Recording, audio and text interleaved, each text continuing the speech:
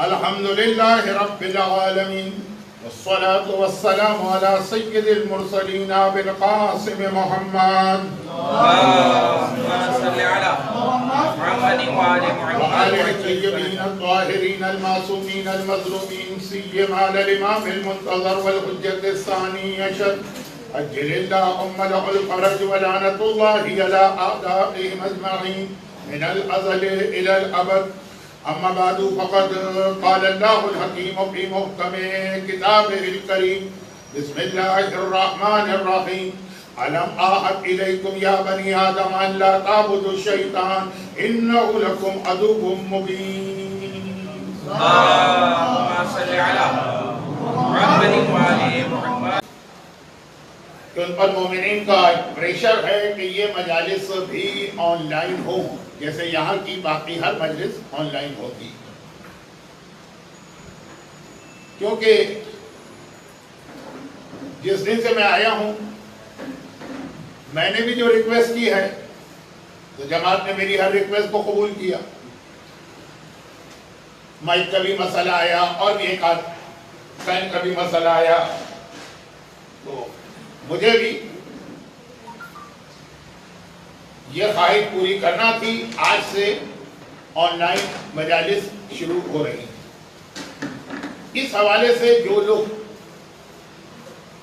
ان مجالس کو کہیں بیٹھ کر بھی سن رہے ہیں تو پھر ان سے میری ایک ریکویسٹ ہے کہ اس کے بعد جو میں اشرا پڑھنے جا رہا ہوں پھر اس کو نہ سنیں. اچھا بس اس سے زیادہ میں ٹائم ویسٹ نہیں کرنا چاہتا. یہ میری ایک ریکویسٹ ہے ورنہ وہی خود ہی وہ لوگ کمپلین کریں گے. اب بات ہو رہی تھی کہ اللہ نے قرآن میں ایک نہیں کئی جگہ یہ بتا دیا کہ شیطان تمہارا کھلا دشمن ہے. میں نے پہلی مجلس میں بھی عرض کیا تھا کہ قرآن میں اللہ کے بعد سب سے زیادہ جس کا تذکرہ آیا ہے وہ شیطان تھا. ایک دو جملے شیطان کے بارے میں عرض کر دوں، اس کے بعد وہ انٹرویو پر آ جاؤں. اگرچہ خود شیطان کے بارے میں بھی ہمارے پاس بڑی ڈیٹیل ہے. ہمارے پاس سے مطلب یہ حدیثوں روایات ہیں.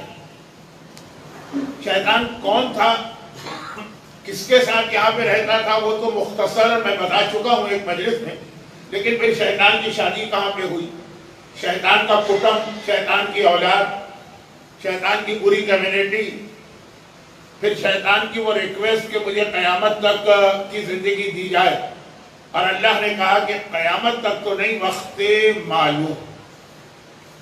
یہ ساری چیزیں اگر خالی سبجیکٹ شیطان ہوتا تو اس میں ہی ڈیٹیل آتی، لیکن جو کہ شیطان نہیں ہے، شیطان کا انٹرویو مختصراً یہ بات بتا دی جائے کہ شیطان کا اصل نام کچھ اور.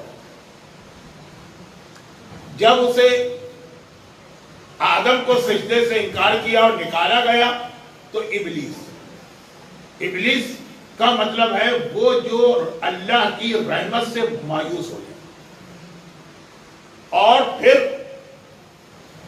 شیطان عربی میں شیطانہ سے نکلا ہے جس کے معنی ہے ہر وہ چیز جو انسان کے لیے ہارمفل، مضر اور نقصان دہ ہو اور آنکھوں سے نظر نہ آتی، چھپی بھی ہو، آنکھوں سے نظر نہ آتی ہو، عام حالات کا مطلب ہے کہ ہو سکتا ہے کہ آپ کو اسپیشل ڈیوائس یا گیجٹ استعمال کریں تو نظر آ جائے لیکن ویسے نظر نہیں آتی. انسان کی آنکھ بہت کمزور، ہم سے زیادہ تو بلی دیکھ لیتی. نہیں، میں ذرا سبجیکٹ سے ہٹا. تو آنکھوں سے نظر نہ آئے لیکن نقصان پہنچائے، اس سب کو شیطان کہتے ہیں. چنانچہ اگر حدیثوں میں ہے کہ اپنی مونچھیں اتنی بڑی کرو کہ پانی پیتے وقت مونچھ کے بعد پانی میں جائیں گے تو خبردار اس کو ایوائڈ کرنا کیونکہ اس میں شیطان رہتا.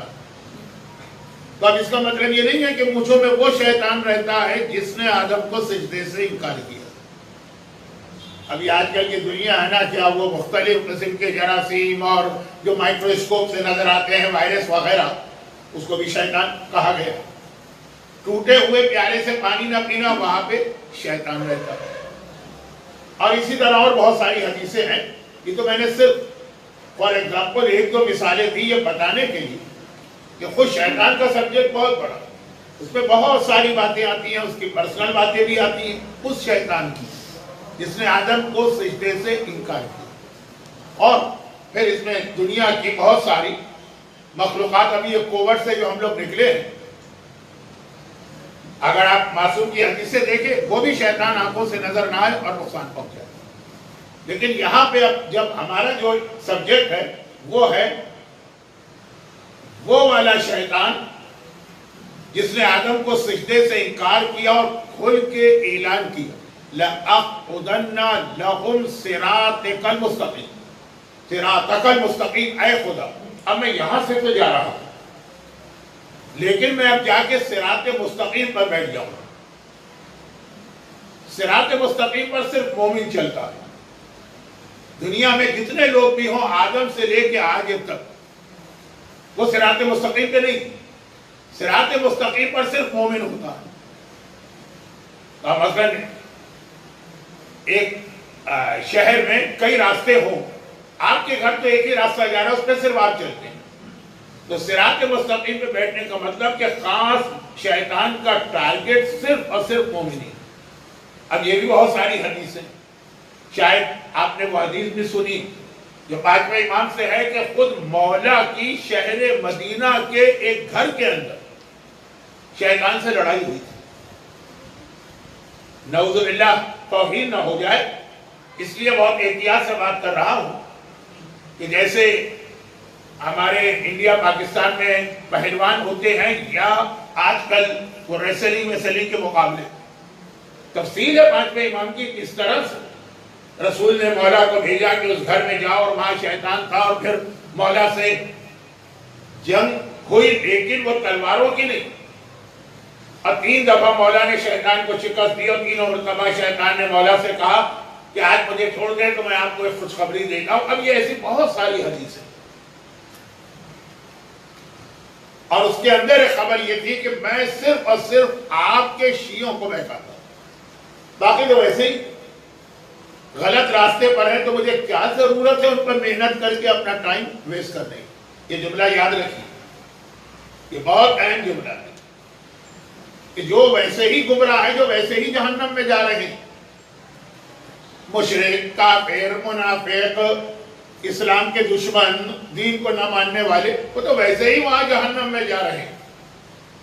شیطان ان پہ کام نہ بھی کرے تب بھی زیادہ اس کا ہدف ٹارگٹ جو ہے ہم لوگ، تو ہم میں بھی شیطان پالیسی یہی چلاتا کہ اگر کم محنت کر کے، دیکھیں اگر آپ کے سامنے 2 بزنس ہو، ایک بزنس کے اندر آپ کو بہت محنت بھی کرنا ہے، بہت انویسٹمنٹ کرنا ہے، پھر پروفٹ ہوگا، اور ایک کے اندر محنت بھی کم ہے، پروفٹ بھی بہت زیادہ ہے، تو آپ وہیں دوسرا بزنس لیں گے نا۔ تو شیطان کی یہ پالیسی مومن کے لیے بھی، جس کی کچھ مثالیں میں نے شروع کی مجلسوں میں دی تھی، اور آج بھی جو انٹرویو کا پہلا سوال ہے، 1 2 3 4 چوتھا سوال، اس کے اندر بھی شیطان نے اس کو اور زیادہ واضح کیا۔ وہ کیا ہے کہ مومن پر بھی شیطان کی پالیسی تو وہی کہ ایسا کام کیوں نہ کرو کہ کم محنت کے ساتھ پروفٹ بہت ملے۔ تو میں نے ایک مثال دی نا کہ آپ ساری رات نمازیں پڑھیں، ساری رات۔ اب یہ مجلس میں بھی آگے چل کے شیطان کے چوتھے جواب میں آئے گا، ساری رات آپ نمازیں پڑھیں، شیطان ہر 2 رکعت کے بعد آپ کو آ کے روکے، بھائی آپ نہ پڑھو، بہت ہو گیا، رک جاؤ۔ آپ بھی ساری رات لگے ہیں نماز میں، شیطان بھی ساری رات لگا ہے آپ کو روکنے میں۔ یہ اس کے لیے اچھا ہے یا یہ اچھا ہے کہ آپ کو غلط وضو کرا کے اب آپ ساری رات نماز پڑھتے رہے اور ساری نمازوں پہ چوپڑ ہو۔ اللہ رب الرحمین ہے، ہماری مجبوریاں دیکھتا ہے، بہت سی چیزیں معاف کرتا ہے، لیکن جہاں مومن جان بوجھ کر نہ نماز سیکھنے کو تیار، نہ وضو سیکھنے کو تیار، نہ مسائل سیکھنے کو تیار، جان بوجھ کے سستی، لاپرواہی، بہت خشک لگتے ہیں مسئلے، توجہ نہیں دیتا، وہاں پہ تو معافی نہیں۔ ایک وضو غلط کرا کے آرام سے شیطان اپنے گھر میں جا کے سو جائے، اور ساری رات آپ نمازیں پڑھیں گے اور آخر میں پتہ چلا صبح کے وقت 0/0 چوکڑی والی نماز۔ ایک یہ ہے کہ ہر 2 رکعت کے بعد آ کر آپ کو روکے، پوری رات وہ بھی جاگے، اور پھر اس کو یہ بھی پتہ نہیں کہ وہ آ کے آپ کو روکے گا تو آپ رک جائیں گے کہ آپ نماز کنٹینیو کر لیں، اور ایک یہ کہ اس کو کچھ نہیں کرنا۔ ذرا بھی اگر ہمارے پاس عقل ہو تو ہم بھی، ایک صاحب، میں اکثر یہ چھوٹا سا جوک پڑھتا ہوں کہ ایک صاحب کا گدھا کھو گیا۔ پرانے زمانے میں اور آج بھی چھوٹے گاؤں جو ہوتے ہیں پاکستان کے، اس میں گدھے کی امپورٹنس بہت زیادہ ہے، بہت کام آتا ہے اپنے مالک کی۔ حتیٰ جب کبھی ہمارے یہاں فلڈ آتا ہے نا تو لوگ اپنے بچوں کو مرنے دیتے ہیں، گدھے کو بچاتے ہیں۔ بھئی بچے مر گئے تو کیا ہوگا، ہم دوبارہ بچے پیدا کر لیں گے۔ گدھا مر گیا تو کہاں سے گدھا پیدا کریں؟ بڑی قیمتی چیز ہوتی ہے گدھا۔ کھو گئے، بہت پریشان، پورا گاؤں ان کی مدد کر رہا ہے، ڈھونڈ ڈھونڈ کے تھک گئے لیکن گدھا مل کے نہ دیا۔ ایک صاحب جا کے گدھا ڈھونڈ کے لے آیا۔ لوگوں نے پہلے تو ان کو شاباش بھی دی، وہ گاؤں کے لوگوں نے، اور کہا کہ تم کیسے ڈھونڈ کے لے آئے؟ انہوں نے کہا میں نے سوچا اگر میں خود گدھا ہوتا اور بھاگ جاتا تو بھاگ کے کہاں جاتا، میں وہاں پہنچا تو یہ گدھا وہیں پہ کھڑا ہوا ہے۔ تو بعض ایسی چیزیں ہوتی ہیں، اس کو سمجھنے کے لیے آپ کو بھی وہ بننا پڑتا ہے۔ میں یہ نہیں کہوں گا کہ گدھا بننا پڑتا ہے، مومن کی توحید پہ جائز نہیں۔ شیطان کی پالیسی سمجھنے کے لیے کبھی شیطان بننا پڑتا ہے تھوڑی دیر کے۔ بھائی میرے سامنے دو راستے ہیں، ایک یہ کہ ساری رات میں محنت کرتا رہوں پھر بھی پتہ نہیں رزلٹ نکلے کہ نہ نکلے، ایک ہے کہ نہیں 5 منٹ کی محنت کر لو۔ یہ بطور مثال عرض کر رہا ہوں، لیکن ایک صحیح مثال، وضو اس کا غلط کر، اور بھی اس میں کئی غلطیاں کرا دیتا ہے۔ اب یہ ساری رات نماز پڑھے گا، 0/0 چوکڑی لگی ہوئی ہے، ساری نمازیں ضائع ہو گئی۔ 5 منٹ کا میں نے محنت کی اور میں جا کے سو گیا آرام سے، اور وہی رزلٹ نکلا، بلکہ اس سے بھی اچھا نکلا کہ ساری رات اگر اس کو روکتا۔ تو یہ جو شیطان کی پالیسی ہے نا کہ کافر کو، مشرک کو، منافق کو کیوں بہکاؤں، وہ تو آلریڈی جہنم میں جا رہا ہے، اسے بہکاتا ہے لیکن اس کو اس کی اتنی کیئر نہیں، منہ میں۔ اور یہ قرآن نے میں نے جو آیت تلاوت کی ہے قرآن کی ہے، لَأَقْعُدَنَّ لَهُمْ صِرَاطَكَ الْمُسْتَقِيمَ، میں صراط مستقیم پہ جا کے بیٹھوں گا۔ صراط مستقیم تو علی والوں کا راستہ ہے نا، اس پہ تو صرف مومن چل رہا، وہاں جا کے بیٹھنے کا مطلب ہے کہ صرف وہ مومن پر محنت کرتا ہے۔ یہ قرآن نے کہا تمہارا کھلا دشمن۔ اب جب کھلا دشمن ہے اور نبی کا کام ہے ہمیں اس سے بچانا، تو ہر نبی جب ان کی شیطان سے ملاقات ہوئی اس کا ایک انٹرویو لیا۔ اب وہ ساری روایتیں ہمارے پاس اس لیے نہیں آئی کہ باقی انبیاء کی حدیثوں سے ہمیں اتنا کوئی تعلق نہیں۔ ہاں حضرت یحییٰ کی ایک حدیث ہے جو شاید کل میں پڑھ دوں، یہ حضرت عیسیٰ کی ایک بہت مشہور حدیث ہے، لیکن باقی انبیاء کی حدیثیں حضرت نوح کے بعد میں نے سب چھوڑ۔ اب اصل مسئلہ ہمارے رسول کا، تو اب آئیے وہ حدیث شروع ہوتی ہے جس کو میں اپنے الفاظ میں کہتا ہوں شیطان کا انٹرویو۔ روایت کی گئی ہے اصحاب رسول سے کہ ایک دن ہم رسول اللہ کے ساتھ شہر کے باہر چلے۔ پوری دنیا کا ایک طریقہ ہے کہ جہاں پہ ڈیزرٹ ہوتا، صحرا، ریگستان، پتہ نہیں اس کو گجراتی میں کیا کہتے ہیں، لیکن اب گجراتی کے چکر میں اپنے مجلس روکنے کو تیار نہیں۔ جیسے خود افریقہ میں جو سہارا ہے دنیا کا سب سے بڑا صحرا، عرب، تو اس میں دن کو جتنی گرمی ہوتی، جتنا دن کے وقت ٹیمپریچر ہو، گرمیوں کی رات اتنی ہی پلیزنٹ اور خوشگوار ہوتی۔ تو عموماً مدینے میں آپ کو یہ واقعات ملیں گے، بلکہ مکے میں۔ اب اس وقت نمبر میرے ذہن سے نکل رہا ہے 45 یا 47 مسجد الحرام جو خانہ کعبہ کے چاروں طرف مسجد ہے نا، اس میں 100 سے زیادہ گیٹ ہیں۔ 45 یا 47 نمبر کا گیٹ وہ ہے جس کے بارے میں روایت کی ہے کہ یہاں پہ وہ جگہ تھی کہ جب مکے میں بہت گرمی ہوتی تھی تو رسول اللہ شام کو یہاں پہ آ کے بیٹھتے تھے، اور ٹھنڈی ٹھنڈی ہوا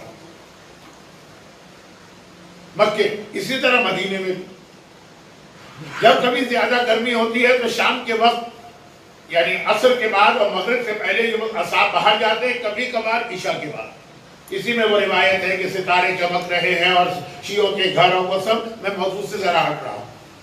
تو اصحاب رسول کہتے ہیں کہ ایک جب رسول کے ساتھ شام کے وقت ہم مدینے سے باہر نکلے، اب مدینے سے باہر جب ہم نکلے تو قبرستان کے قریب سے ہمارا گزر، آپ میں سے جس نے مدینے کی زیارت کی، میرے خیال میں سب نے ہی کی، چاہے آپ حج پر گئے ہوں چاہے آپ عمرے پہ گئے، کیونکہ اگر میں عرفات کی کوئی حدیث پڑھوں تو کہنا پڑے گا جنہوں نے حج کیا، عمرے میں تو ہم عرفات نہیں جاتے، لیکن مدینے تو چاہے عمرہ ہو جائے جنت البقیع، مدینے کا مشہور قبرستان، لیکن یہ اکیلا قبرستان نہیں، مدینے میں ہر کٹب کا یا ہر برادری کا یا ہر کمیونٹی کا الگ قبرستان بھی ہوتا ہے۔ جنت البقیع آج بالکل مسجد کے سامنے، رسول اللہ کے زمانے میں یہ شہر سے بہت باہر تھا،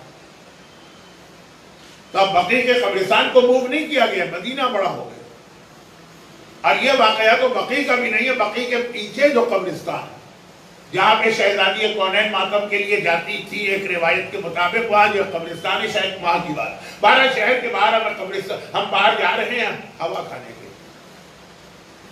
رات کا وقت ہے یا شام کا وقت ہے، گرمی بہت تھی تو اب شام کے وقت ہوا چلنے لگی، جب وہاں سے جا رہے تھے تو وہاں ہم نے ایک لمبے چوڑے یعنی ہائٹ اس کی زیادہ تھی، ایک آدمی کو دیکھا جس کے سر پہ ایک بہت ہی خوبصورت تاج رکھا تھا، بادشاہوں کے سر پہ جو تاج ہوتا، اور اس کی کمر میں ایک بہت ہی خوبصورت سی بیلٹ بندھی،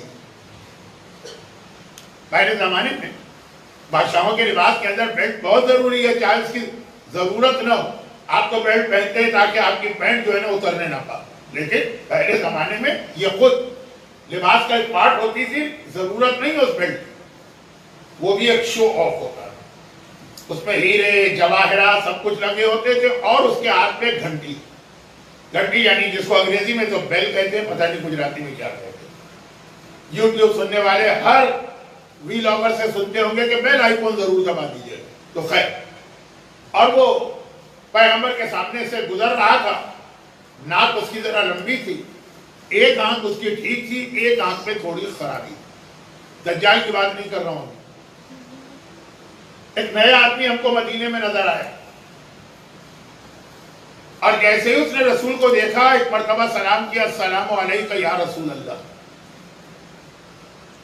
پیغمبر نے اس کا سلام سنا، جواب نہیں دیا۔ آپ کو ہسٹری میں کئی سٹوریز ملے کہ پیغمبر کو سلام کیا گیا اور پیغمبر نے جواب نہیں دیا، اور کرنے سے پہلے ڈیٹیل معلوم کر لی، کیونکہ میں ڈیٹیل میں نہیں جا رہا ہوں، اس کا بہت ڈیٹیل مسئلہ ہے، لیکن یہ سلام تو آج اس لیے یہ بات آ گئی کہ سیرت رسول میں یہ بھی ایک الگ سے چیپٹر، وہ کنیز کے آقا نے پیغمبر کا، اچھا وہاں تو الٹا واقعہ، ہاں پیغمبر نے 3 بار سلام کیا، وہ جواب نہیں دے رہا، لیکن جب ایران کے بادشاہ کا ڈیلیگیشن آیا وہ خسرو پرویز کا، اگر آپ نے کبھی وہ فلم دیکھی ہے میسج، اس کا سٹارٹ ہی یہاں سے ہوتا کہ اس نے پیغمبر کا خط پھاڑا اور ڈیلیگیشن بھیجا کہ جا کے معلوم کرو یہ کون ہے، پیغمبر نے سلام کا جواب نہیں دیا، میں واقعہ نہیں پڑھ رہا، اشارے کر رہا، جب نجران کے عیسائی مباہلہ کرنے کے لیے آئے، پیغمبر کو سلام کیا، سلام کا جواب نہیں دیا، یہ بات میں نے کیوں یہاں پہ چھیڑ دی، ٹائم ایسے ہی کم ہے، اب بات لمبی کر دی میں نے، اس لیے کہ اس میں مجھے 2 پوائنٹ واضح کرنا، پوائنٹ نمبر 1 وہ یہ ہے کہ پیغمبر کے واقعات جب کبھی آپ اسٹوریز پڑھیں گے یا حدیثیں، اگر پہلے تو دیکھیں اتھینٹک ہے کہ نہیں، اگر اتھینٹک بھی ہے نا، اس سے آپ کبھی بھی شریعت کا مسئلہ نہ سمجھیں، یہ مجتہد کا کام ہے، یہ مرجع کا کام، کیوں؟ اس لیے کہ پیغمبر کے زمانے میں شریعت ابھی کمپلیٹ ہو رہی تھی، جبکہ یہ واقعات ہیں اس وقت تک کیا سلام کا جواب واجب ہوا تھا، یا تو یہ ہو کہ جس دن رسول نے رسالت کا اعلان کیا سارے واجبات اسی دن آ گئے، ایسا تو نہیں، بڑے بڑے واجبات، شراب حرام ہے، کتنا بڑا گناہ ہے شراب، لیکن پیغمبر کے رسالت کا اعلان کرنے کے 17-18 ایئرز کے بعد یہ حرام ہوئی، تو 18 سال تک مسلمان اگر شراب پیتے رہے رسول کی پریزنس میں، تو آج اگر کوئی کہے کہ دیکھو اسلام میں شراب حرام نہیں ہے، پیغمبر کے سامنے شراب پی گئی، پیغمبر خاموش بیٹھ گئے، یہ بہت جلدی میں بات کہہ رہا ہوں اس لیے کہ یہ فقہ کے کچھ بہت بنیادی اصول، تو نمبر 1 یہ کہ جب کبھی پیغمبر کی سیرت میں سود اتنا بڑا گناہ ہے، سود جس کو گجراتی میں بیاج کہتے ہیں یا ہندی میں، لیکن کب واجب ہوا؟ پیغمبر کی زندگی کے آخری سال میں یہ حرام ہوا، آخری سال۔ خیر بات ذرا بھی ہوگی، اس لیے میں کہہ رہا ہوں کہ لوگ ہسٹری میں ایک واقعہ پڑھتے ہیں فوراً کنکلوژن نکالتے ہیں۔ الحمدللہ خوجہ شیعہ اثناعشری جماعت موریشس میں میں نے ابھی یہ خرابی نہیں دیکھی، باقی پوری دنیا میں جہاں جہاں شیعہ مجتہدین اور مراجع کی مخالفت ہوتی ہے، اب وہ پوائنٹس جمع کرتے ہیں مجتہدین کے خلاف۔ کبھی یہ پوائنٹ بھی آتا کہ جی پیغمبر نے تو یہ عمل کیا، انہوں نے یہ فتویٰ دیا۔ آج بھی مور کے حوالے سے آغا سیستانی پہ کتنا کرٹیسزم کیا جا رہا ہے، انٹرنیٹ بھرا پڑا۔ خیر تو بات ذرا کہیں اور جا رہی ہے، تو خلاصہ یہ ہے کہ پیغمبر کی سیرت میں جو واقعات، شریعت انکمپلیٹ کب کمپلیٹ ہوئی؟ جب الیوم اکملت لکم دینکم کا اعلان ہوا اور وہ پیغمبر کی زندگی کا اینڈ تھا تب۔ تو اس سے پہلے کے واقعات یہ آپ کا کام نہیں، یہ مرجع کا کام ہے کہ وہ یہ دیکھے کہ جب یہ واقعہ ہے اس وقت تک یہ چیز واجب تھی کہ نہیں۔ سلام کا جواب بہت بعد میں واجب ہوا، پوائنٹ نمبر 1۔ پوائنٹ نمبر 2 یہ کہ سلام کا جواب واجب ہے اگر کوئی مسلمان سلام کرے، تو نان مسلم سلام کرے تو جواب واجب نہیں، بلکہ پرانے مجتہدین تو اکثر کہتے تھے جائز بھی نہیں، حرام۔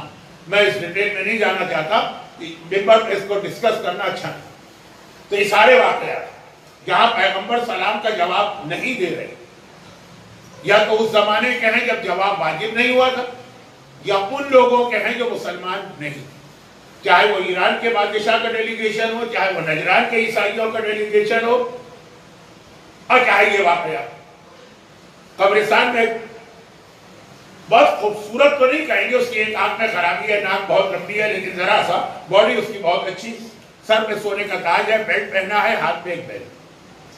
پیغمبر کو سلام کیا، پیغمبر نے سلام کا جواب نہیں دیا،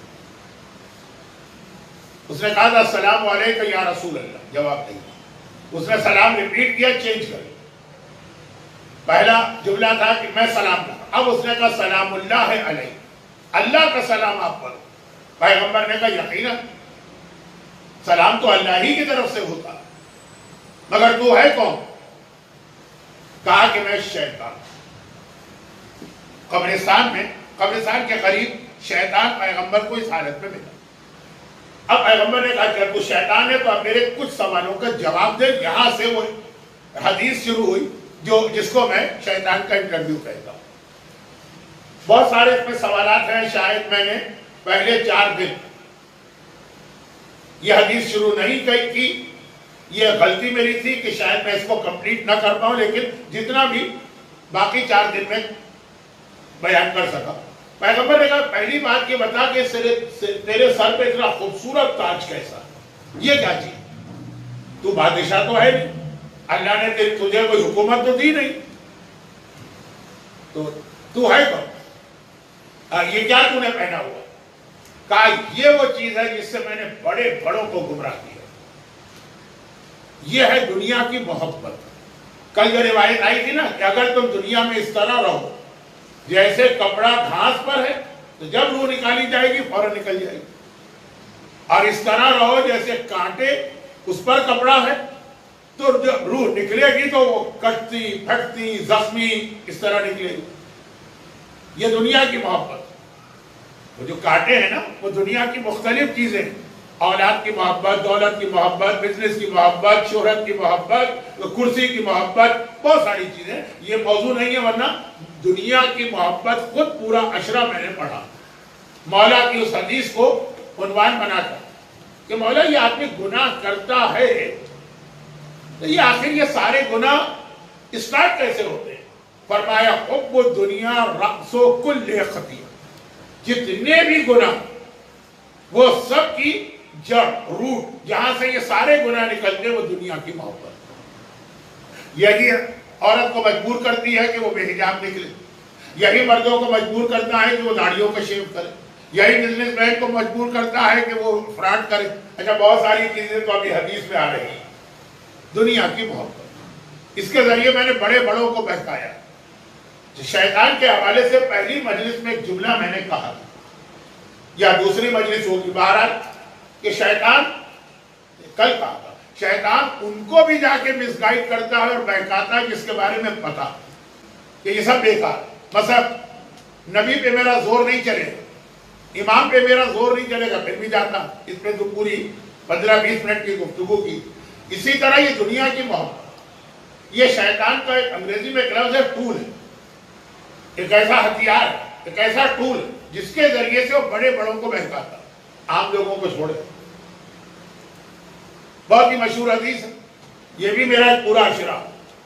معراج, جب اللہ کے رسول ساتوں آسمانوں کی سیر کر کے آگے جنت پھر جہنم پھر سدرۃ المنتہا پھر قاب قوسین, بڑے بڑے مشکل لفظ آ گئے نا, وہاں تک گئے.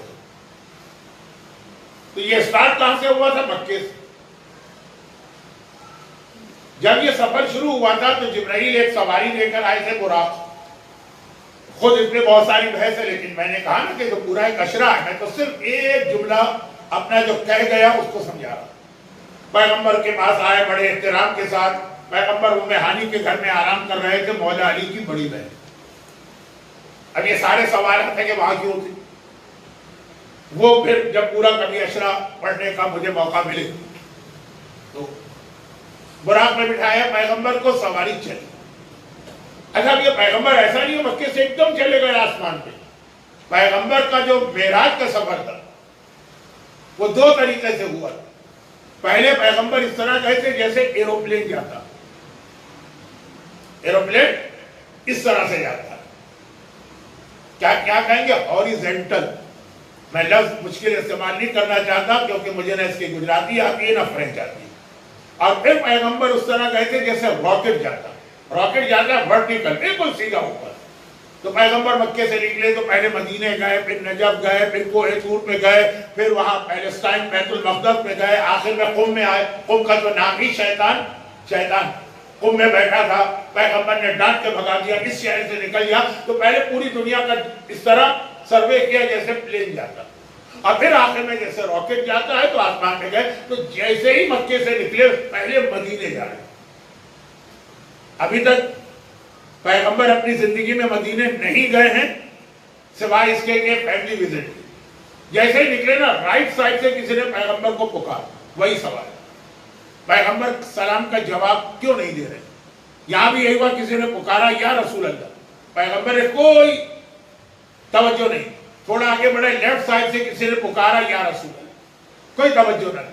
پیغمبر ہر ایک کی آواز سنتے, ہر ایک کو جواب دیتے. دنیا کائنات کے سب سے زیادہ اخلاق والے آدمی ہیں, انکا لعلی خلق عظیم.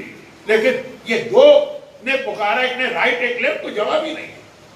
تھوڑا آگے بڑھے تو ایک بہت ہی خوبصورت عورت, جو کل میں نے کہا تھا نا جو خرگوش بنی تھی, وہ عورت بڑی خوبصورت تھی. یہ والی عورت تو اس سے بھی زیادہ خوبصورت. اب بالکل اسی طرح سے پیغمبر کے سامنے آ گئی جیسے ہماری عورتیں وہی بیوٹی پارلر سے تیار ہو گیا. اردو کا ایک کہاوت ہے, 16 سنگھار کرے, مکمل طریقے سے میک اپ بیوٹی پارلر, بالکل اتنے خوبصورت عورت, بہترین لباس پہنے. اور پیغمبر کو پکارا, پیغمبر نے اس کو بھی جواب نہ دی. آگے بڑھے, پھر پیغمبر نے ایک آواز سنی, ایک بہت ہی خطرناک آواز, ایک ایسا ایکسپلوژن کی آواز جیسے کوئی کہیں دھماکہ ہو گیا, جیسے ایٹم بم اگر کہیں گرایا جائے, ایسی ایک آواز سنی. آخری زمانے کی ایک نشانی یہ ہے کہ جس دن امام ظاہر ہوں گے اس سے پہلے والے رمضان ایک ایسے ہی آواز آئے گی. لیکن یہ میرا تیسرا موضوع. آج کے مجلس میں نے اپنے 3 مختلف عشرے آپ کے سامنے پیش کر دیے, لیکن اصل جو عشرہ ہے وہ تو پورا کروں نا, ادھر ادھر بھاگ رہا ہوں. تو اب جس وقت یہ آواز آئی دھماکے, بڑی خطرناک آواز, کہ اگر ہم جیسا آدمی ہو نا, اردو میں کہتے ہیں کلیجہ پھٹ جائے مر جائے. وہ تو اللہ کا رسول ہے کہ برداشت کر گیا اور فوراً مدینہ آ گیا. ایک مرتبہ پیغمبر نے وہاں رکے, مدینے میں. کہاں رکے؟ مسجد شجرہ میں, جس سے ہم لوگ احرام پہنتے, حج عمرہ دونوں مسجد شجرہ آپ نے دیکھی ہو. تو پیغمبر وہاں رکے, نماز پڑھی 2 رکعت. لیکن سوال کیا, خداوند یہ ابھی اسٹارٹ ہوا ہے, یہ میں نے کیا دیکھا؟ کہا کہ اے رسول کیا تمہیں پتا؟ اللہ کی طرف سے جواب. وہ جو رائٹ سائڈ سے پکارا وہ کون تھا؟ وہ انسان کی آواز تھی لیکن انسان نہیں تھا، وہ یہودی تھی، ریلیجن یہودیت۔ اگر تم اس کی جانب دیکھ لیتے تو تمہاری امت کا 1/3 یہودی بن گیا۔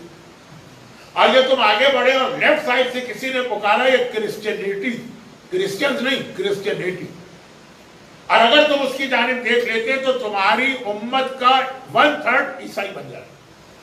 اور یہ تم آگے بڑھے اور ایک بہت ہی خوبصورت عورت نظر آئی، خالی نظر نہیں آئی، وہ پیغمبر کی اٹینشن کو اپنی جانب ڈائیورٹ کرنا چاہتی، کیونکہ پیغمبر کا ذکر ہے اس لیے میں بہت احترام کے ساتھ بات کر رہا ہوں، ورنہ جو خراب عورتیں ہوتی ہیں وہ کس طریقے سے مردوں کو اپنی جانب بلاتی ہیں وہ ساری چیزیں، لیکن میں سب کو چھوڑ رہا ہوں کیونکہ احترام ہے رسالت۔ یہ دنیا تھی، یہ عورت نہیں ہے، یہ دنیا تھی، اور یہ تجھے اپنی جانب کھینچنا چاہتی تھی۔ اگر تو 1 منٹ کے لیے آنکھیں اٹھا کے دیکھ لیتا تو تیرے ماننے والوں کا 1/3 دنیا کی عبادت کرنے لگتا، دنیا کی پوجا کرنے لگتا۔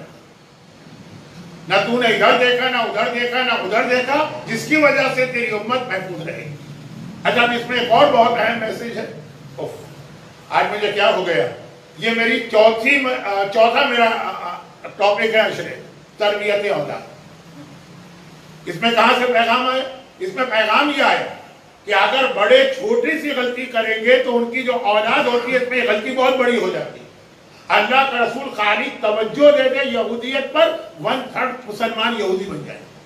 پیغمبر یہودی نہیں بنے، خالی توجہ دے دے۔ پیغمبر اگر دنیا کو آنکھ اٹھا کے دیکھ لے، خالی آنکھ اٹھا دے، پیغمبر کے ماننے والے اولاد ہے نا پیغمبر کی، یہ دنیا پرست بن جائے گی۔ باپ کی غلطی، ماں کی غلطی اولاد میں بڑھ جاتی ہے۔ یہ پورا تربیت اولاد کا ایک بہت اہم سبجیکٹ ہے، تو کتنے عشرے کو میں نے سبجیکٹ ہی بتاتا رہا، شاید مجلس تو وہیں رکی ہوئی ہے، نہیں رکی نہیں، آگے تو بات رہی۔ تو کہا کہ یہ دنیا تھی، تو اب روایت پوری کر دوں۔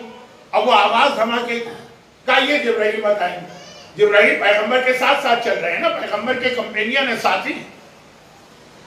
پیغمبر نے کہا جبرائیل یہ کون سی آواز تھی؟ کہا اللہ کے رسول آج سے 70 سال پہلے، 70 ایئرس، ہم فرشتوں کے اندر 7ویں آسمان پر ایک بحث ہو گئی کہ جہنم کے اندر سب سے چھوٹا عذاب کون سا؟ سب سے چھوٹا، بڑا نہیں، بڑا تو خیر کوئی اندازہ کر ہی نہیں سکتا، سب سے چھوٹا عذاب۔ اب یہ فرشتے جہنم میں آتے جاتے ہیں، دیکھتے رہتے، سب سے چھوٹا، ہم تو کوئی ڈیسائیڈ نہیں کر سکتے۔ ہم نے کہا خدا بندہ سب سے چھوٹا عذاب کون سا ہے؟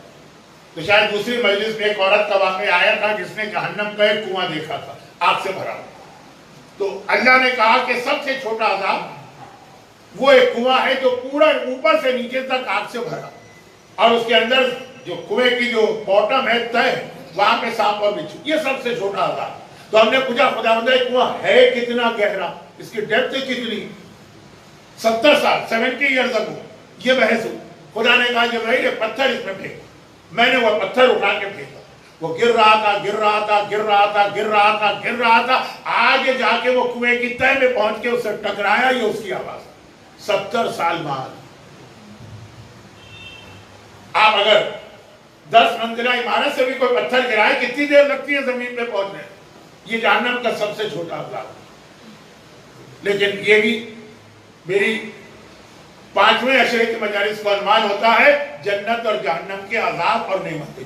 بس آج بس اناؤنسمنٹ ہی سنے گا یہ آپ۔ تو خیر خلاصہ یہ کہ اصل کس وجہ سے یہ حدیث میں نے شروع کی، اللہ کا رسول معصوم، تمام معصومین کا سردار، انبیاء سے بڑا معصوم، دنیا پیغمبر کو بھی بہکانے آ گئی۔ وہ جو عورت آئی وہ کیا سمجھ رہی؟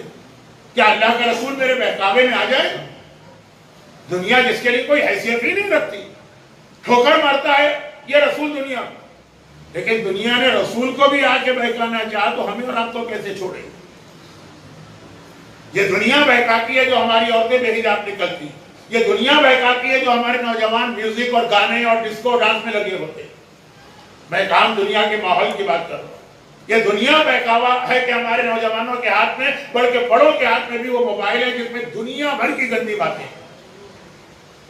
شیطان نے کہا یہ میرا تاج، یعنی تاج کا مطلب ہے کہ سب سے بڑی چیز سر کے اوپر، جس کے ذریعے میں لوگوں کو بہکاتا ہوں وہ دنیا کی محبت۔ بار بار حدیثوں میں آیا مولا کا جملہ کیوں ہے؟ اگر کوئی کتا مر جائے، مولا کی حدیث اور وہ پڑا رہے اور سڑنے لگے اور اس میں کیڑے پڑ جائیں، بدبو آنے لگے، مولا نے کہا دنیا اس سے بھی زیادہ حق ہے۔ تو کس لیے؟ یہ ہمارے اور آپ کے لیے ہے، دنیا میں رہنا، کام کرنا۔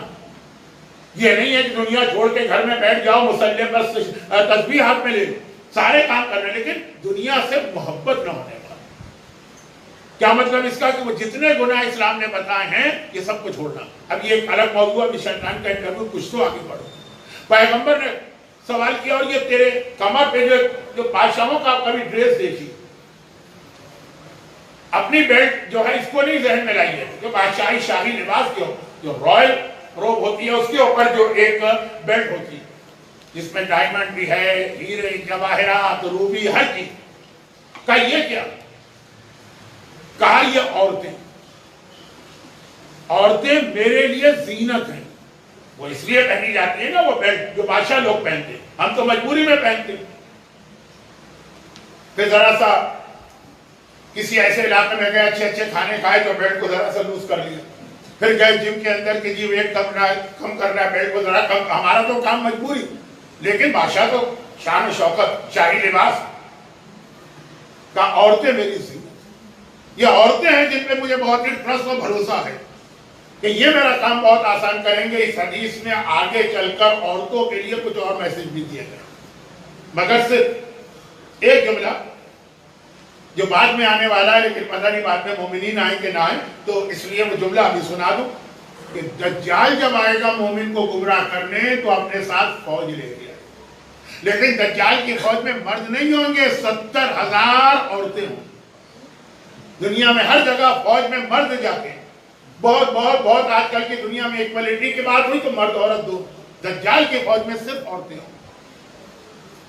شیطان کہتا ہے یہ میری زینت ہے، اس کے ذریعے میرا کام بہت آسان ہوتا۔ عورت کی وجہ سے شیطانی کام بہت اچھے لگتے ہیں۔ زینت تو اسی کو کہتے ہیں نا جس کی وجہ سے آدمی اچھا لگنے لگے۔ بعض عورتیں ایسی ہوتی ہیں کہ بیوٹی پارلر سے نکل کے آتی ہیں تو بہت اچھی ہوتی ہیں، لیکن جب وہ سارا میک اپ اتارتی ہے تو یقین نہیں آتا یہ وہی ہے کیا۔ تو وہ شیطان کہتا ہے کہ جو واقعاً جس ہر آدمی شیطان سے گھبراتا ہے نا، یہ عورتیں ہیں جس کی وجہ سے میں لوگوں کو خوبصورت لگتا ہوں۔ ابھی آئے گی تفصیل، یہ تو ایک صرف شیطان کے ڈریس کی بات ہے۔ اور یہ تیرے ہاتھ میں بیل کیا؟ وہ یوٹیوب والا تو کہتا ہے بیل آئیکن کو پریس کرے تاکہ آپ کو نوٹیفیکیشن ملتے رہے۔ کہا یہ بیل میرے ہاتھ میں ہے جب دو مومنوں میں جھگڑا ہوتا، اب وہ لڑ رہے ہیں، چھوٹا سا ڈسپیوٹ ہے، ختم ہو جائے گا، میں یہ بیل لے کے پہنچتا ہوں وہاں پہ، یہ بیل کو موو کرتا ہوں، ہلاتا ہوں، بیل کو بجاتا ہوں۔ اس کا کیا نتیجہ ہے؟ جھگڑا بڑھتا۔ یہ بیل کا کام ہی یہی ہے کہ مومن کو اور غصہ دلاتی، جب غصہ آتا ہے تو سامنے والے کو گالی دیتے، اور غصہ آتا ہے اس پہ تہمت لگاتے، اور غصہ آتا ہے اس پہ ہاتھ اٹھاتے۔ وہ حدیث آپ نے سنی کہ قیامت کے دن 70 سال کی عبادتیں کاٹ دی جائیں گی اگر آپ نے کسی کو گالیاں دی۔ پوری حدیث میں نہیں پڑھ رہا ہوں کیونکہ ابھی شیطان کا انٹرویو رک گیا، اس کو آگے بڑھانا۔ کہا جہاں دو مومنوں کے درمیان جھگڑا ہو، آپ کو دو نظر آ رہے ہیں، تیسرا میں وہاں کھڑا ہوں چھپ کے، اور وہ گھنٹی بجا رہا ہے۔ اگر آپ دیکھیں جھگڑا ختم ہو رہا ہے، اس کا مطلب میری گھنٹی آج کام نہیں کر رہی، اور اگر جھگڑا بڑھ رہا، چھوٹی سی بات ہے، ایسی چھوٹی چھوٹی باتوں پہ ہمارے جھگڑے ہوتے ہیں، اس کی مثالیں دوں گا کیونکہ یہ انٹرویو میں آگے چل کے پھر ایک اور سوال کے جواب میں ڈیٹیل آئی۔ پیغمبر نے کہا اچھا یہ بتا کہ یہ جو میری امت ہے، میری امت، مجھے اس سے کوئی تعلق نہیں کہ کافر کیا ہیں، مشرک کیا ہیں، منافق کیا ہے، جو میری امت ہے، میرا کلمہ پڑھنے والے، ان میں کوئی تیرا دوست بھی ہے؟ کہا یا رسول اللہ آپ کی امت کے 10 آدمی تو میرے بڑے گہرے دوست، بہت مجھے پسند ہے، بڑی ان کی میری دوستی۔ پیغمبر نے فرمایا کون سے 10 آدمی؟ میری امت کے، میرا کلمہ پڑھنے والے، مجھ سے محبت کرنے والے، تیرے دوست؟ کہا میرے دوست۔ اور وہ 10 کون سے؟ کہا نمبر 1 ظالم حکمران، اگر کسی کو کہیں پہ حکومت مل جائے اور وہ ظلم کرے، یہ میرا بہترین دوست۔ اسلام کی ہسٹری بھری پڑی ہے ان ظالموں۔ میں مسئلہ شرعی میں نہیں جا رہا کہ حکومت کرنا تو صرف امام زمانہ کا حق ہے، ان کی غیبت کے اندر مجتہد کو، لیکن اگر کسی کو حکومت مل گئی اور وہ ظالم، نمبر 2 گھمنڈی آدمی، بہترین دوست ہے میرا، پتہ ہے نا، ذرا پیسہ آ گیا آدمی کے پاس، ذرا اس کا بزنس سب سے بڑا ہو گیا اپنے علاقے میں، ذرا اسے کوئی بڑی پوسٹ مل گئی، ذرا اس کا کٹم بہت طاقتور ہے اس علاقے میں، غرور، پراؤڈی، گھمنڈی، تکبر کا یہ میرا بہترین دوست ہے، کیونکہ میں بھی دربار اللہ کی بارگاہ سے نکالا گیا گھمنڈ اور تکبر کی وجہ سے۔ یہ تو میرے دوست ہیں سارے، تو میرے ہی کٹم کے لوگ ہیں۔ وہ بھی وہاں پہ اکڑ گیا تھا نا کہ یہ آدم مجھ سے زیادہ حقیر ہے، چھوٹا ہے، یہ مٹی سے بنا، میں آج سے بنا، میں کیوں سجدہ کروں؟ یہی تو گھمنڈ ہے۔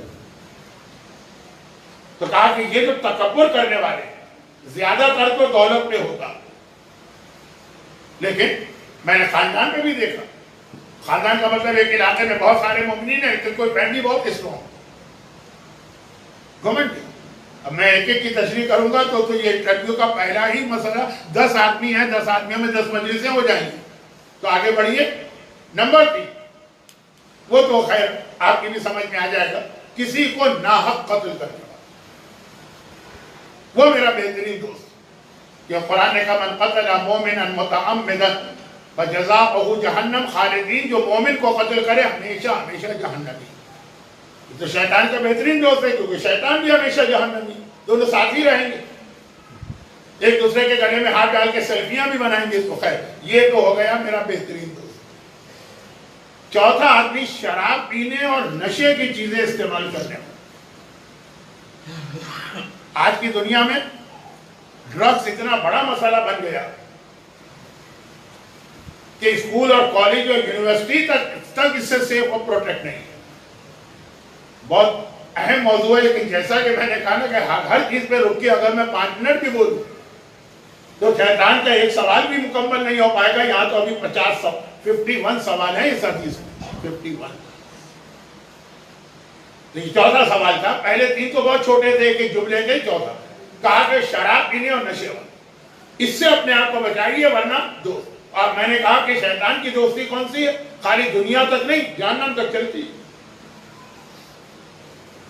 ساتھ میں رہیں گے وہاں، لیکن مومن تو کبھی شراب یا نشے کی چیز استعمال کر ہی نہیں سکتا۔ اس کی وجہ ہے جو بس وہیں سے میں مسائل پڑھوں گا، لیکن وہ اس کے بعد 5ویں تھی، کہا بیاج کھانے والا۔ ابھی آج کل اچانک، لیکن میں ایام اعظم میں مجلسیں پڑھتے ہوئے کئی جگہوں پہ گیا ہوں، یہ میں اس لیے نہیں کہتا کہ کوئی اپنی ایڈورٹائزنگ کرنا چاہتا ہوں، کوئی مارکیٹنگ کرنا چاہتا ہوں، میں یہ کہتا ہوں تاکہ آپ کو یہ پتا چلے کہ جو باتیں میں کہہ رہا ہوں خالی سنی سنائی نہیں ہے، میں خود آنکھوں سے دیکھ کے آیا، اس سے بڑا فرق پڑ جاتا ہے نا۔ لیکن مولانا صاحب کو کیا پتا، وہ تو گھر میں بیٹھتے آئے، مسجد میں نماز پڑھائی، واپس چلے گئے، کبھی آ کے دکان کی کرسی پہ بیٹھے تو پتا چلے گا حلال حرام کتنا مشکل ہے۔ اس لیے میں کبھی کبھار ایسے جملے کہہ دیتا ہوں۔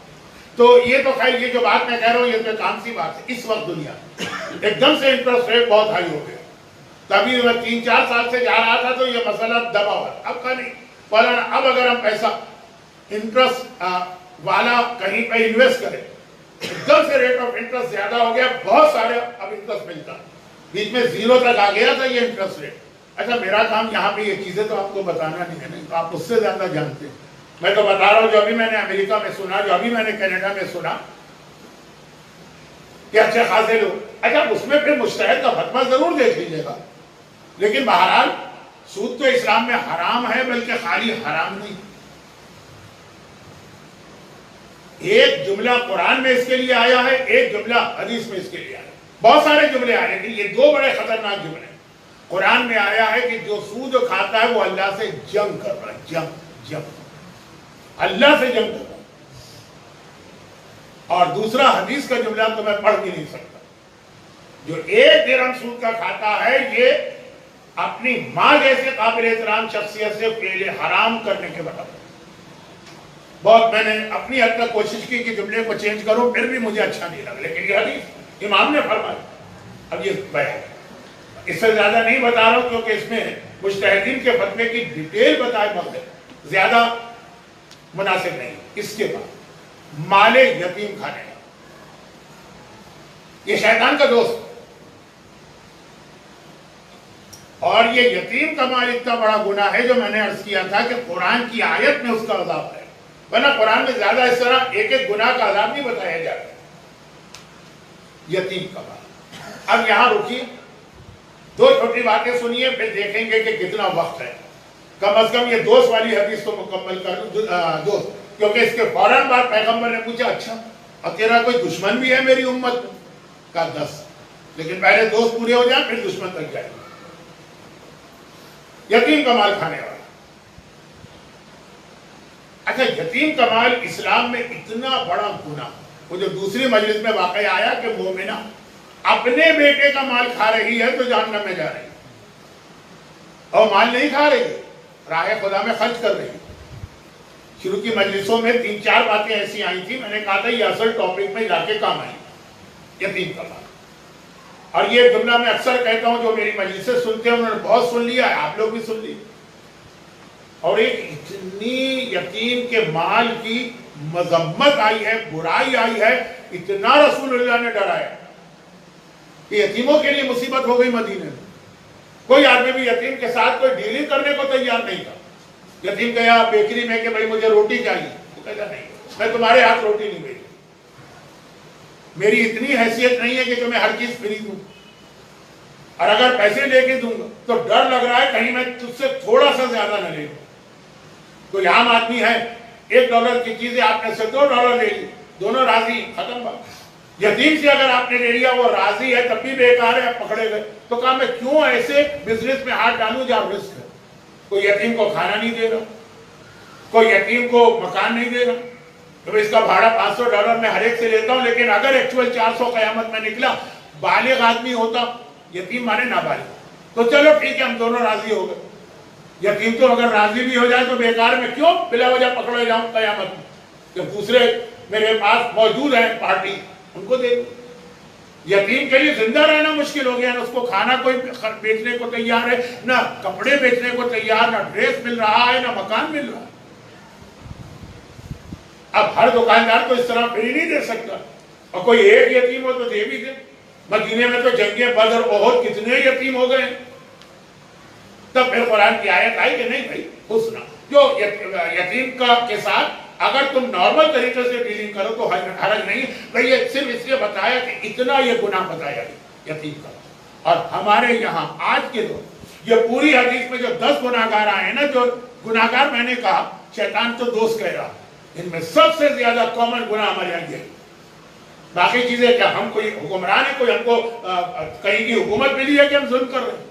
ہمیں کتنے لوگ شراب پیتے ہیں؟ ایک بھی نہیں اس ملک میں. ہمیں کتنے لوگوں نے قتل کیا؟ ایک بھی نہیں. ہمیں تکبر و گھمنڈ والے کون ہیں؟ ایک آدھ ہوگا، وہ مجلس میں کوئی تھوڑی آئے گا. اس کو تو یہ بھی چیز لگے گی عجیب کہ یہ مولوی بیٹھ کے ممبر پہ مجھ جیسے گھمنڈی کو پیغام دے رہا، آئے گا ہی نہیں مجلس میں. لیکن یتیم کا مال، کیونکہ ہمارے یہاں جب کبھی موت ہوتی ہے اگر ایک بھی یتیم ہے اس فیملی، ارے مسئلے پہ مسئلہ. اب 2 مثالیں سن لیجیے اور اس کے بعد شاید آج کی گفتگو ختم ہو جائے. نمبر 1. اچھا یہ نمبر 1 جو بات ہے اس میں بھی ایک فارمولہ.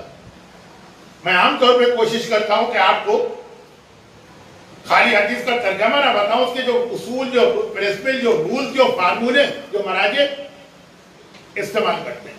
لفظ یتیم جو ہے نا، وہ تو ایک یتیم کے لیے آتا ہے کہ جس کا باپ مر گیا، وہ نابالغ ہے، باپ کچھ مال چھوڑ کے گیا.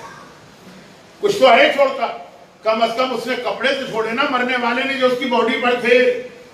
اور غسل خانے میں میت کے غسل کے وقت یہ کپڑے اتارے جائیں گے، اس کا اپنا ایک پرابلم ہوگا اگر وارثوں میں ایک بھی یتیم. تو ایک وہ ہے یتیم. لیکن روایتوں میں یہ بھی کہا گیا 1 2 3 4 وقت بہت کم ہے. جب والدین کے بارے میں حدیثیں سنے نا تو اس میں آپ کے اپنے والدین بھی مراد ہے، اس سے مراد امام بھی، امام ساری امت کے بعد. کبھی علماء کے فضیلت کی ایسی حدیث سنیں جو آپ کی سمجھ میں نہ آئے. علماء امتی افضل من انبیاء بنی اسرائیل، میری امت کے عالم بنی اسرائیل کے نبی سے افضل. وہاں عالم سے مطلب عام عالم نہیں ہے، امام. تو ہر لفظ کے دو مطلب ہوتے. یتیم میں امام نے فرمایا نحن اول الیتیم، سب سے پہلے یتیم تو ہم ہیں، اور مال ہمارا کھایا گیا، یعنی جو فدق کو غصب کیا گیا اور خمس کو معاف کر دیا گیا. تو خمس نہ دینے والے یتیم کا مال کھا رہا، بلکہ کائنات کے سب سے مظلوم یتیم کا مال کھا رہا ہے فاطمہ زہرا. اب ہمارے یہاں دیکھیے میں خالی ایک مثال دے رہا ہوں، یعنی جب میں کہتا ہوں فار ایگزامپل دیٹ مینس یہ جینین مسئلہ. اگر کوئی نابالغ ہے تو نابالغ پہ اور کوئی چیز واجب نہیں ہے لیکن خمس واجب ہے. چنانچہ اگر نابالغ کے پاس کوئی گفٹ آئے، نابالغ کو کوئی پریزنٹ کہیں سے ملا، نابالغ کو کہیں سے کوئی کیش ملا اور وہ اس نے 1 سال استعمال نہیں کیا، نابالغ کی ڈیٹ نہیں ہوتی، اس کے لیے ہر چیز 1 سال کے بعد، تو اس کا خمس واجب. اچھا وہ نابالغ ہے تو نابالغ خود تو خمس نہیں دے سکتا. یہ یاد رکھیے کہ نابالغ کو اپنا مال خرچ کرنے کا اختیار نہیں ہے، چاہے اس کا اپنا مال، حق ہی نہیں ہے اس کا. بہت اس کے مسئلے ہیں، مسئلے سے مسئلے نکلیں گے تو 2 گھنٹے بھی کم ہیں. کل شاید انشاءاللہ کچھ سوال جواب کا سیشن رکھا گیا ہے، کچھ باتیں آپ پوچھ لیجیے گا، لیکن میں شارٹ بات کر رہا ہوں. اور یہ نابالغ سے مطلب کون نابالغ؟ نیو بورن بیبی سے لے کے 13-14 سال جو ایج ہے، یا لڑکی 9 سال، اب 6 مہینے کا بچہ وہ تو خمس دے بھی نہیں سکتا. لیکن واجب کس پر واجب ہے؟ اس کے ولی پر. باپ کی 2 ذمہ داریاں، اپنا خمس کا الگ کیلکولیشن کرے، حساب نکالے، نابالغ کا خمس کو تمہیں نکالنا ورنہ گناہگار. اچھا یہ مسئلے میں ایک بات عرض کر دوں کہ پینڈورا باکس کھلنے جا رہا ہے، لیکن اب اس سے کہاں بچیں گے. مراجع میں اختلاف. مرحوم آغا خوئی جن کی تقلید ایک زمانے میں ساری خوجہ کمیونٹی کرتی تھی، ان کا یہ فتویٰ تھا کہ نابالغ پر کوئی خمس نہیں. لیکن آغا سیستان ان کا فتویٰ ہے کہ نابالغ پر خمس ہے، اور اگر ولی نہیں دے گا تو ولی گناہگار. لیکن جب یہ بچہ بالغ ہوگا تب اس پر واجب ہو جائے گا کہ جو اس کا پرانے زمانے کا خمس ہے وہ اس کا پیمنٹ کرے. مجھے اندازہ ہوا کچھ مومنین سے باتیں کر کے بہت سے لوگوں کے ذہن میں مسئلے یہ وہ لوگ ہیں جو خود ریگولر خمس دیتے اور پوری احتیاط کرتے ہیں کہ ان کے گھر میں یہ گناہ کبیرہ نہ ہونے پائے کہ حق فاطمہ غصب کرے، مگر ایک مسئلہ نہیں پتا تو دیکھیں گناہ آگے بچنا چاہتے ہیں گناہ سے. تو ایسے لوگ بھی ہیں کہ جب یہ مسئلہ پتا چلا کہ نابالغ کے مال میں $100 خمس سے انہوں نے 1000 دے دینے کو تیار ہے، لیکن مسئلہ ہی نہیں پتا. ذہن میں رکھیے کہ آپ کے جتنے نابالغ بچے ہیں اور بچیاں، اور ولی کا حق ہے، ماں کا نہیں، ماں ولی نہیں ہوتی ہے، باپ ولی ہوتا ہے زیادہ. تو خیر مسائل کو بیان کرنا مقصد نہیں تھا، لیکن ابھی تک عشرہ زینبیہ 1445 ہجرہ کی ہر مجلس میں کچھ نہ کچھ مسئلے آ ہی گئے. اور اسی وجہ سے جو میں نے ایک مجلس میں ایک مسئلہ اشارہ کیا تھا، آج اس کو بتا کے ختم کرتا ہوں. مجلس 1 گھنٹہ تو ہونے والا. کفن مرنے والے کو کفن دیا جاتا ہے. سب سے بیسٹ طریقہ تو یہی جو بعض جگہوں پہ رائج ہے کہ جماعت کفن کا انتظام کریں. مثلا جو ڈونیشنز آتے ہیں یا اس کا ایک الگ ڈپارٹمنٹ ہوتا یا کوئی مومن اپنی طرف سے کفن دے. لیکن اگر مسئلہ یہ ہے کہ مرنے والے کو اس کا کفن دیا جا رہا ہے جو مثلا وہ کربلا سے لے کے آیا ہے، یا اگر کربلا کا کفن نہیں ہے وہی خرید کے اسی مارکیٹ سے دیا جاتا ہے، سارے وارث بالغ ہیں تو ٹھیک ہے، لیکن ایک بھی نابالغ ہے تو ایک مسئلہ آ جاتا. ابھی کل جو حدیث آگے بڑھے گی نا کہ شیطان کے دشمن کون، ان میں ایک آتا ہے وہ مومن جو دوسروں کی بھلائی چاہتا ہے. تھوڑا اس کی ڈیٹیل آئے گی. تو یہ والا پوائنٹ جو میں کہہ رہا ہوں یہ اصل میں اس حدیث انٹرویو کے کوئسچن نمبر 5 میں بھی آ سکتا ہے، لیکن ابھی سن لیجیے. تو یہ ہے کہ عراق کے جو دکاندار کربلا نجف وہ سیف سائٹ پر جا کر چھوٹا کفن بناتے ہیں. کیوں؟ مرنے والے کا کفن اس کے مال سے نکالا جائے. سب سے پہلے کفن نکلتا ہے، پھر قرضے پھر وصیت، پھر کوئی کسی کا حق ہے، بیٹے بیٹی ماں باپ. لیکن کفن میں یہ مسئلہ ہے کہ سارے مراجع ایکسپٹ آغا سیستانی وہ نہیں، باقی سارے مراجع کہتے ہیں کہ کفن صرف اتنا نکلے گا جتنا واجب، اس سے زیادہ اگر ہے اور وارث بالغ ہیں وہ کہتے ہیں ہم اجازت دیتے ہیں. دیکھیں یہ مسئلہ شاید $2 $3 کا ہی ہو، لیکن گناہ گناہ. وَمَن يَعْمَلْ مِثْقَالَ ذَرَّةٍ شَرًّا يَرَهُ، ایک ذرے کے برابر بھی اگر گناہ کیے تو اب بالغ ہے تو بات نہیں، اگر نابالغ ہے وارث تو آپ نے سنا کہ نابالغ خود بھی پرمیشن نہیں دے سکتا، اس کے گھر والے بھی پرمیشن نہیں دے سکتے، اس کے مال میں سے مرنے والے کا کفن صرف واجب چلے گا. ہاں اگر باقی وارث کا اچھا جو اس کا حصہ ہے ہم کفن کو اس میں کاؤنٹ ہی نہیں کرتے، اس کو زیادہ دے دیں گے وہ الگ بات ہے، لیکن یہ ساری چیزیں معلوم ہونا تب تو آدمی یہ ساری ڈیلنگ اور مصالحت کرے. اچھا واجب کفن کیا؟ جو ہمارے یہاں کفن دیا جاتا ہے یہ واجب نہیں، یعنی اس میں 3 چیزیں واجب ہے، 3 چیزیں مستحب. وہ مرد کے لیے ماما اور آن پہ وہ نہیں دے سکتے آپ اگر ایک بھی وارث نہ بالغ، الا یہ کہ بالغ وارث کا ہے کہ اس کے حصے کو ہم ٹچ نہیں کرتے، اپنی طرف سے دے دیتے. یا عورتوں کے اندر جو سینہ باندھ اور دوپٹہ اور مکھنا ہوتا یہ مستحب ہے، یہ تو دے نہیں سکتے.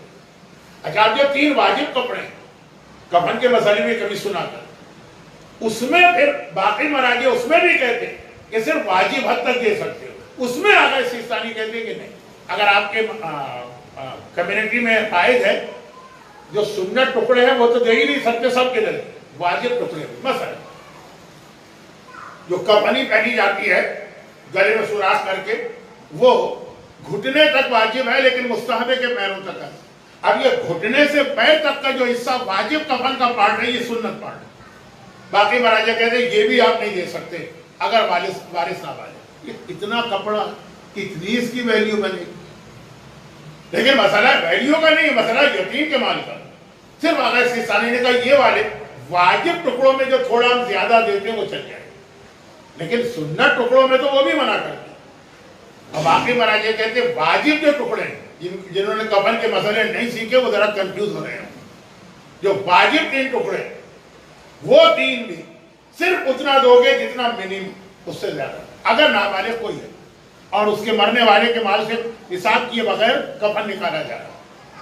تو کربلا کے اندر جو دکاندار ہیں وہ سیف سائٹ پہ جاتے ہیں شیطان کا کہ 10 دشمنوں میں سے ایک دشمن بنتے ہیں، شیطان کے دشمن، کہ بھائی ہمیں کیا پتا جو آدمی کفن خریدنے آ رہا جب یہ مرے گا تو اس کے وارثوں میں کوئی نابالغ ہے کہ نہیں.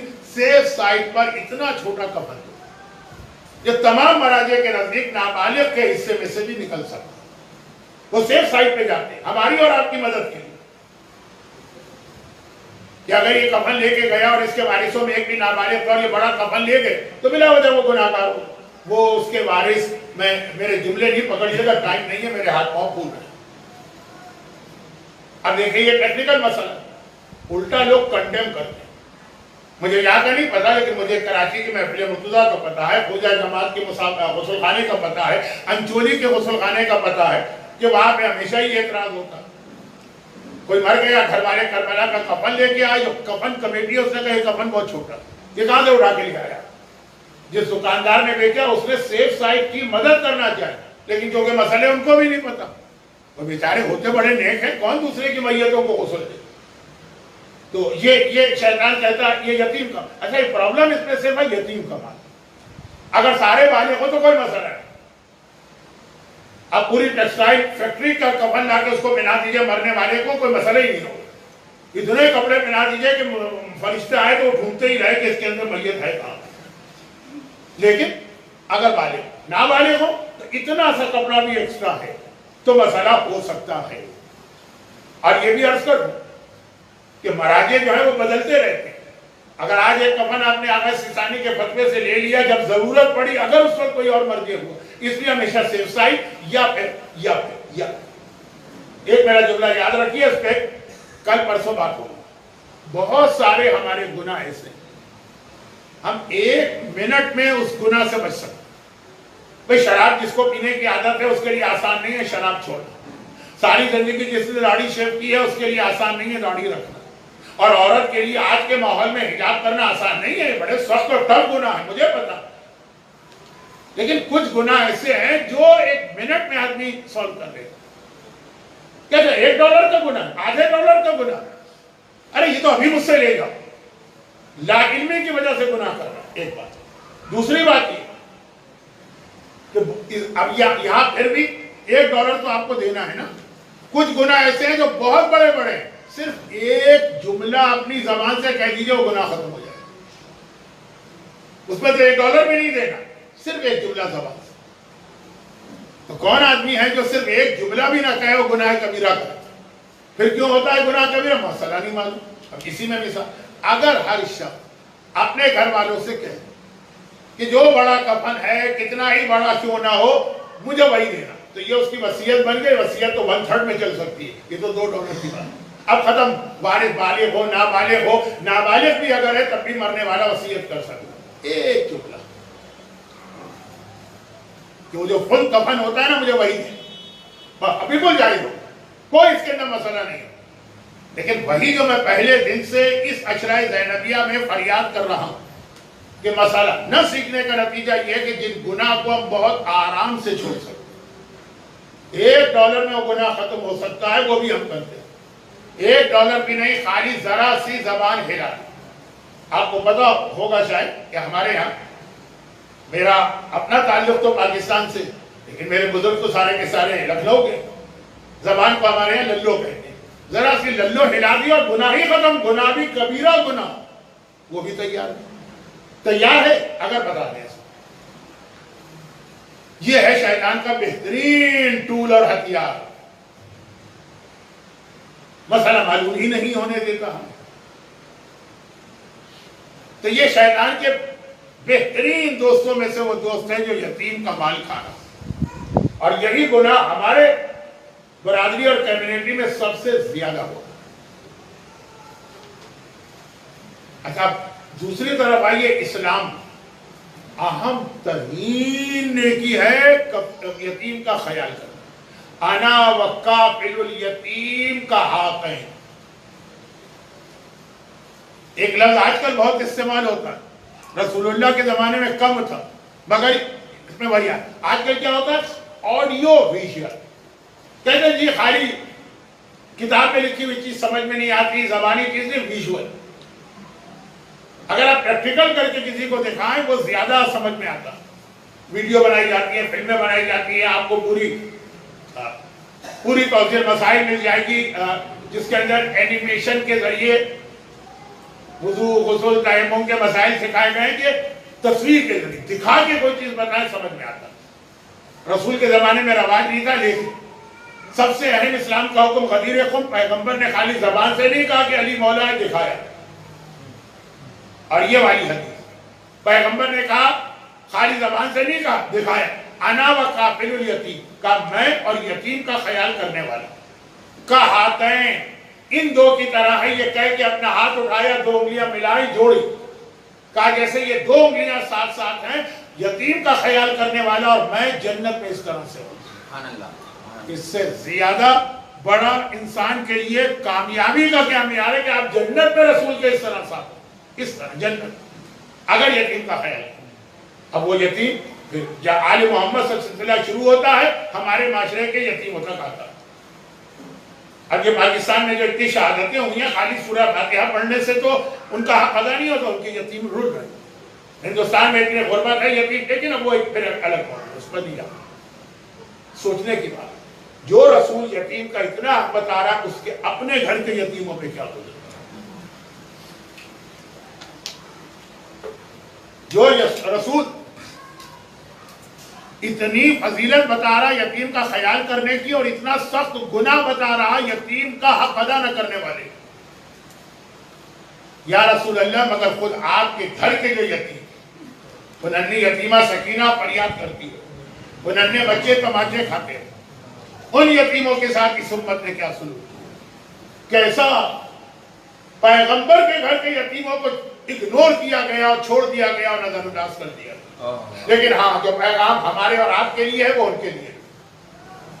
हमारे और आपके घर में कोई मुसीबत आए, हमारे बच्चे यतीम हो जाएं, अहले बैत तो हमारे साथ होते हैं ना जब हम ये आली मदद करें। वहां भी है उम्मत ने जो भी किया। अब एक छोटी सी रिवायत सुन लीजिए, क्योंकि 40 करीब आ रहा है, मैं ज्यादा रिवायतें शाम की ही पढ़ रहा हूं। अहले बैत जिंदान शाम में पहुंच गए। हुसैन का जुटा हुआ काफिला, असीरान करबला कैद खाने में पहुंच गए। कैद खाना इतना सख्त है कि ना कोई छत है, ना कोई साए का इंतजाम है। सर्दियों में जब बर्फ गिरती है तो इन बच्चों की हालत, गर्मियों में जब सूरज चमकता है और उसके नीचे बैठना पड़ता है। हज में हमें 2 घंटे के लिए धूप में निकलना पड़ता था शैतान को कंकर मारने। 80% लोग इस साल बीमार होके आए। भाई 1 साल गुजारा है ज़ैनब ने अपने लूटे घर को उसी धूप में, उससे ज्यादा सख्त जलते सूरज, और कोई किसी किस्म का प्रोटेक्शन का इंतजाम नहीं। जिंदान शाम में ना कोई बिस्तर है ना कोई चादर। अंदाजा करें कि रसूल की बेटी सकीना मर गई, उसको कफन देने के लिए कफन न मिला, जला हुआ कुर्ता दिया गया। आज मौजूद कफन था ना आखिर।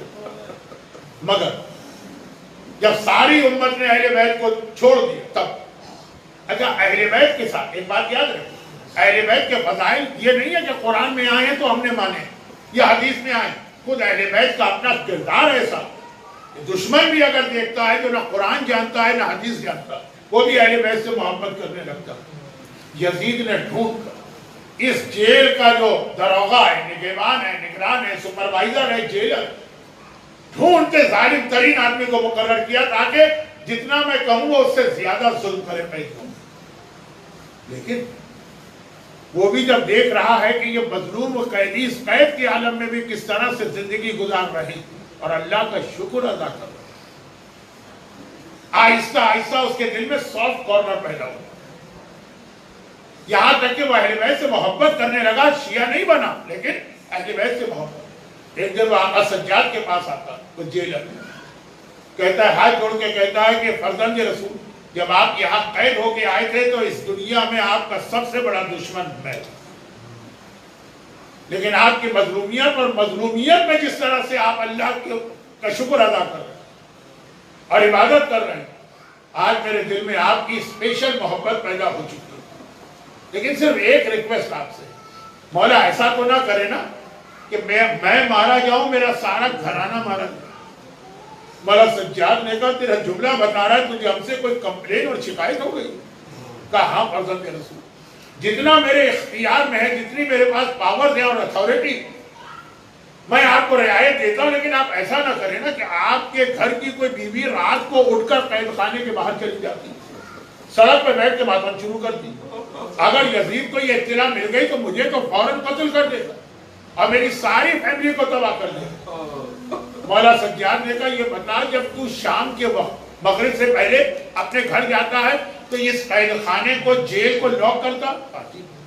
जब तू सुबह के वक्त वापस आता है तो तू अनलॉक करता? क्या ये लॉक खुला होता है? नहीं। कहा, ये बता, जब सारी रात कैद खाना बंद है तो अगर कोई बाहर जाना भी चाहे तो कैसे जाएगा? सोचने लगा, कहा फर्जंद रसूल, ये तो आपने बिल्कुल ठीक कहा। तो मौला सज्जाद फरमाते हैं, तो तुझे ये धोखा कैसे हुआ कि हमारे घर की कोई बीवी बाहर चली जाती? तो मौला इसलिए कि एक तो उनका ड्रेस वैसा ही है जैसा आपके घर का ड्रेस। याद रखिए, अरबों में हर इलाके का ड्रेस अलग होता है। यहाँ शाम है, शामियों की औरतों का ड्रेस अलग है, वो ड्रेस बिल्कुल मदीने वाला जैसा। चलिए, ड्रेस भी समझ लिया कि कहीं से आ गया होगा। मातम भी वही करती हैं, नोहा भी वही पढ़ती हैं, बहन भी वही करती हैं जो आपके घराने के। कभी कहती है हाय मेरा लाल हुसैन, कभी कहती है हाय मेरा अकबर बेटा, कभी कहती है हाय मेरा अब्बास, कभी कहती है हाय मेरा असगर। बहन भी वही है जो सारा दिन मैं इस खाने में सुनता हूँ, वही रात को। और सज्जाद ने कहा, अच्छा मगर वो बीवी नजर आए तो मुझे बता दे। और ये कहे कि वापिस आ गए कैद खाने। ज़ैनब कुबरा इरशाद फरमाती है, सज्जाद बेटा, तेरा भैया असर आशूर तुझे میرے حوالے کر گیا تھا، تیری حفاظت میری ذمہ داری۔ ظالم یزید کا یہ آدمی اتنی دیر کیا باتیں کرتا رہا، زینب پریشان ہو کہ ایسا نہ ہو کہ یہ کوئی اور ظلم کرنا چاہتا۔ مولا سجاد نے پوری کیفیت بتائی۔ زینب حیران ہو کر کہتی ہے سجاد بیٹا یہ کون بی بی جو آدھی رات کو سڑک پر بیٹھ کر ماتم کرتی ہے؟ اب اگر وہ آئے تو مجھے بھی لے جانا۔ اور اسی رات کو وہ جیلر دوڑا دوڑا آیا اور کہتا ہے مولا سجاد ذرا چلیں، چل کے دیکھیے وہ بی بی آج بھی آئی ہوئی ہے۔ مولا سجاد نے آواز دی پھوپھی اماں آپ نے کہا تھا نا آئیے چلیں۔ مولا سجاد امام زمانہ، انہیں تو معلوم ہے کہ حقیقت کیا۔ ایک مرتبہ باہر آئے، واقعاً دیکھا جیل کے باہر سڑک کے کنارے پر ایک سیاہ پوش بی بی جن کے چہرے پہ نقاب پڑی ہے، زمین پہ بیٹھی ہیں۔ آئے میرا لال، آئے میرا لوٹا گھر، آئے میرا اکبر، آئے میرا اکبر کہہ کے ماتم کر رہے ہیں۔ سجاد جیلر کو لے کے ذرا دور چلے۔ زینب کبریٰ قریب آئی اور آنے کے بعد کہا بی بی پہلے تو علی کی بیٹی آپ کا شکریہ ادا کرتی ہے، کربلا میں میرا گھرانہ مارا گیا، کسی نے میرے گھر کا ماتم نہ کیا، آپ میرے گھر کا ماتم کرنے آئیں۔ نقاب کے پیچھے سے آواز آئی ارے اس گھر کا ماتم میں نہ کروں تو اور کون کرے گا؟ اب زینب اور گھبرا گئی، کہا بی بی آپ کی آواز سنی بھی لگ رہی ہے، آپ کی آواز جانی پہچانی ہے، للہ ذرا اپنا تعارف تو کرائیے آپ ہیں کون؟ کوئی نامحرم قریب نہیں ہے۔ بی بی نے چہرے سے ذرا سی نقاب ہٹائی۔ زینب نے دیکھا میری مظلومہ، میری معصومہ ماں فاطمہ زہرا میرے سامنے ہے اور کہہ رہی ہیں زینب بیٹی گھبرانا نہیں، مدینے سے کربلا میں تیرے ساتھ تھی، کربلا سے شام میں تیرے ساتھ آئی ہوں، زینب بڑی سے بڑی مصیبت آ جائے فاطمہ تیرے ساتھ ہے مصیبت میں شریک۔ الا ولعنۃ اللہ علی اعدائہم اجمعین۔